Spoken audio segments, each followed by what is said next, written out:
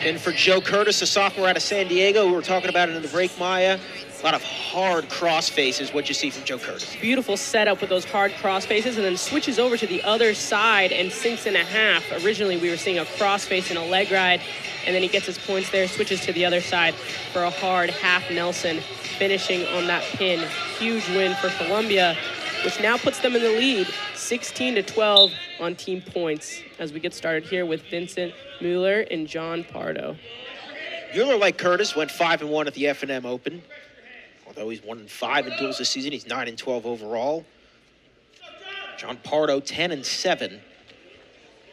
Two wrestlers wrestle at heavyweight for Penn, their heavyweight depth.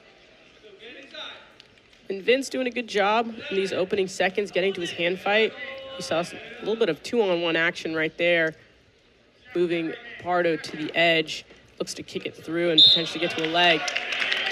Vince is a pretty tall guy, so he likes to pull to his front headlocks quite a bit, but he's no slouch when it comes to hard hand fighting. He wrestles with a lot of the bigger coaches in the room. Previously, he was wrestling with Joe Nord, who's worked on this broadcast before. We'll hear him Sunday. Columbia hosts Princeton here. Hard underhook by Vince. Taking Pardo to the edge here. Now, how much of this is height from Mueller?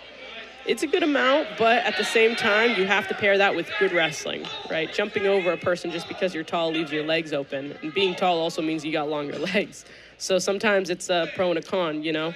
You can pull to that front headlock a little bit easier, but people can get to your legs a little bit easier as well. So keeping good defense here and being offensive-minded when you're pulling to that front headlock is kind of just a good word of caution. And Vince does a good job. He digs to this underhook, he fakes, and then he pulls, which is kind of his go-to on that front headlock position. And then he also has his 2-on-1 sequence that we saw kind of on the edge, keeping Pardo on the edge, doing a good job of keeping control of the mat when he's wrestling in with these big guys, which is kind of what you like to see in a heavier weight match. A lot of the times you'll see them kind of head-to-head. Vince does a really good job of using his ties and keeping that action flowing, which is where they find their offense most of the time. Mueller stands in at 6'5". Minutes to go here in the first.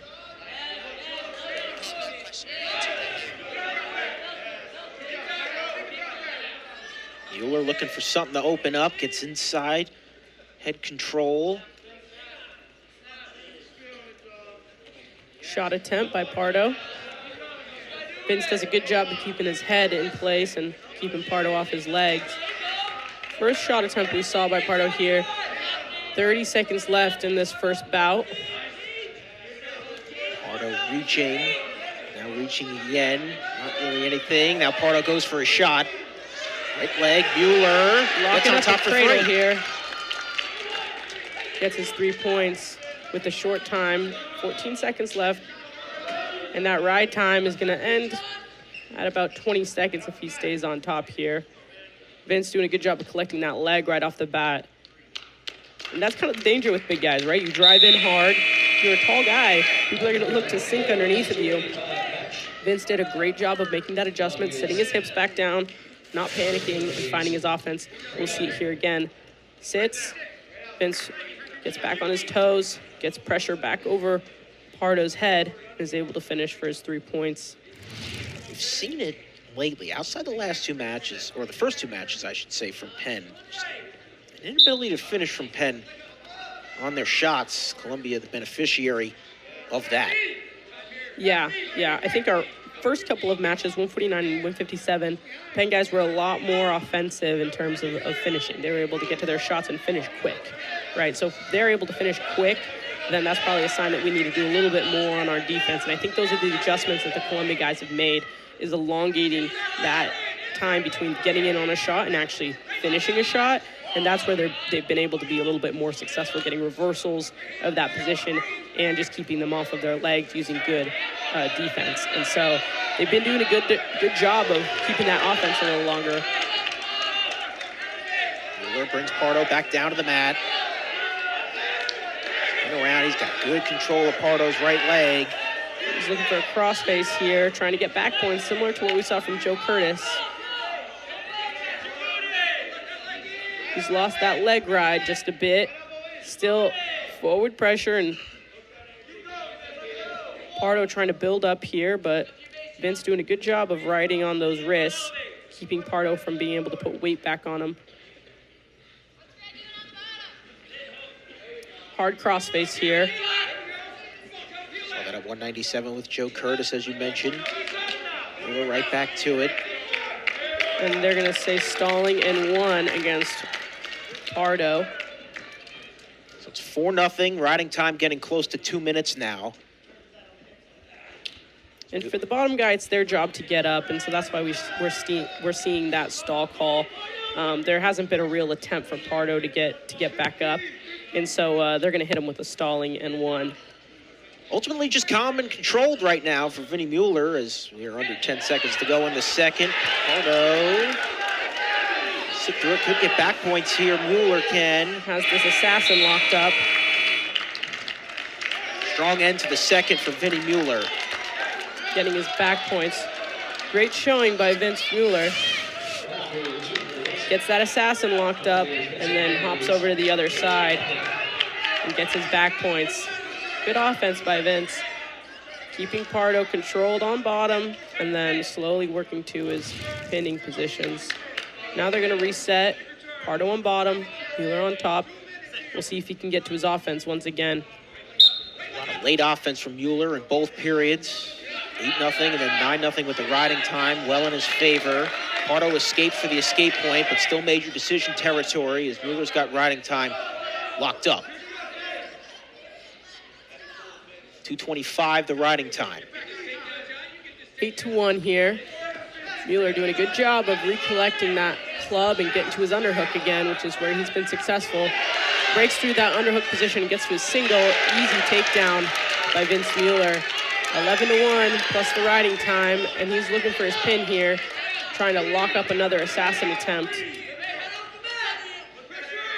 Collects a boot here, flattens Pardo out. Control the wrists. Looks like that ride not yet on the right leg, but he's definitely got control. All parts of Pardo right now as we approach a minute to go here in the third period. Riding time close to 3 minutes. Vince doing a good job of keeping his pressure on Pardo. Looking for a breakdown here. He's got a wrist and he has one hand on the thigh pry. Doing a good job of following Pardo. It's not a fun job to be on bottom, but Pardo gets it done and gets his 1-point escape and shot attempt on the edge for Pardo. Pardo, go ahead. They're going to call it out of bounds and just restarting in neutral here. We'll see. Pardo can get his offense off. Yeah, it looks like he might have to go quickly. Not might, he needs to go quickly as we approach 30 seconds to go. Mueller in control. Again, that 6'5" frame towering over Pardo. Pardo looking for a shot. Now Mueller went for a single leg. Now back to head control. Spins around for 3. Great re-attack by Mueller here. Now they rule it out of bounds. 13 seconds to go. Mueller up slowly, but 14-2. It'll be 15-2 with the riding time point. Get some encouragement from Donnie Pritzloff. He will start on top here in the final 13 seconds. Bench is yelling at him to start neutral, and Mueller responds. They want him to score one more takedown here in these last couple of seconds. He dives back in on a shot. 8 seconds to go here. We'll see if Mueller can get to his offense, as the bench asked. Mueller just unable to spin around. He did just as the horn hit, but a really good showing from Vinnie Mueller. That is a 15-3 victory with the riding time at 3 minutes and 22 seconds. Really nice showing from Mueller towards the end of the second, and then all control in the third. Breaks the ties, gets to his single leg, runs the pipe pretty fast, and brings him down to the mat. And now we're going to our lightweights. Look at that re-attack. What a great re-attack by Mueller here. Brings him right back down to the mat on that front headlock on the edge. Smart wrestling by Mueller. 10th win of the season for Vinnie Mueller. We go to the lightweights after this.